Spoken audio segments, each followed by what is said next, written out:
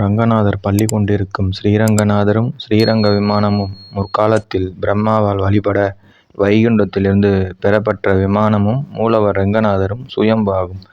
பிரம்மாவின் சத்தியலோகத்திலிருந்து இக்ஷ்வாகு என்னும் மன்னனால் இப்பூலோகத்திற்கு வந்தது. இவரை ஸ்ரீராமரும் அவரது முன்னோர்களாலும் வழிபட்ட பெருமை கொண்டதாகும். இது பிரணவாக்கிருதி விமானம் என்றும் அழைக்கப்படுகிறது. வானிலிருந்து இந்த கோபுரத்தை பார்த்தால் ஓம் எனும் பிரணவ வடிவம் தெரியும்.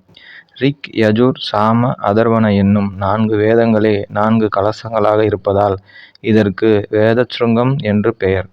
ஸ்ரீரங்க விமானத்தின் 4 திசைகளிலும் அச்சுதன், அனந்தன், கோவிந்தன் மற்றும் பரவாசுதேவர் என்னும் திருமாலின் 4 முக்கிய வடிவங்கள் வடிவமைக்கப்பட்டு சேவை சாதிக்கின்றன.